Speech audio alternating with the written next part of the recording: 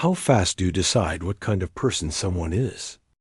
And more importantly, what if that decision happens before you even realize it? Welcome to today's episode. Let's talk about something strange about the human brain.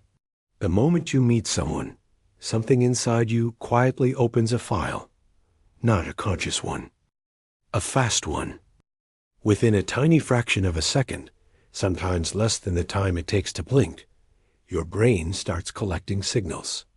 The way someone looks at you, their posture, their breathing rhythm, their voice tone, the way they smile, even subtle movements you never consciously notice. All of this goes into what we might call the first file. And then something fascinating happens. Your brain writes a label. Maybe something like, this person feels trustworthy. This one feels arrogant. This one feels warm. Or maybe something about this person feels off. What's surprising is not that we make these judgments. What's surprising is how early they happen. Before analysis, before logic, before conversation. And once that label is written, the brain does something very human.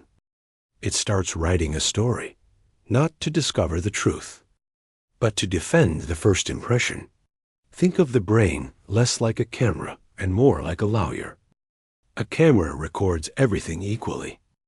A lawyer picks evidence that supports the case. So if your brain decided early on that someone is kind, small behaviors suddenly become proof. They don't answer a message quickly. They must be busy. They say something awkward. That's just their sense of humor. But now imagine the opposite. If your brain decided you don't like someone, the exact same behaviors start to look very different. A delayed reply becomes disrespect. A quiet moment becomes arrogance. A neutral comment becomes rude. Same behavior. Different story. Why does the brain work like this? Part of the answer may be simple efficiency. Analyzing every person from scratch would be exhausting. So the brain makes a quick call, a rough judgment. Then it saves energy by filtering future information through that decision. In other words, the brain chooses the movie first, then edits the scenes to match it. But here's where things get interesting. If first impressions are this powerful, can they be manipulated? People often talk about body language tricks. Stand straight, hold eye contact, use confident gestures. These are things we consciously control. But the system that forms first impressions may be much older, something deeper, something faster, a kind of ancient survival software, the kind that evolved long before modern social skills existed.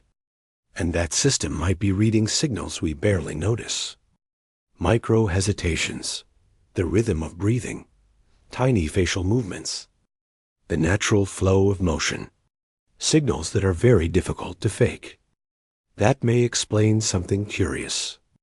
Sometimes the people who seem most convincing are not performing at all. They simply feel consistent. Their voice, posture, timing, and behavior match each other. And the brain detects that coherence. Almost like it's reading the nervous system behind the words.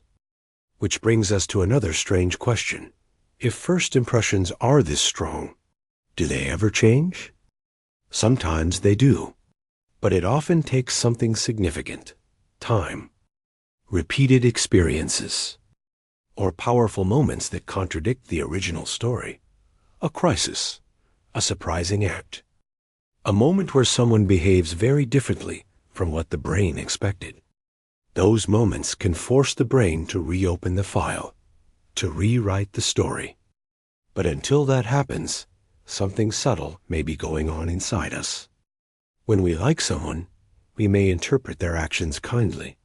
When we dislike someone, we may interpret the same actions harshly, not because reality changed, but because the story changed, and the brain is protecting the story. So the next time you meet someone, you might want to pause for a second. Because somewhere in the background, your brain is already writing the first chapter. A judgment may arrive almost instantly, long before the conversation truly begins. The question is that first impression a window into reality? Or just the opening scene of a story your brain decided to believe?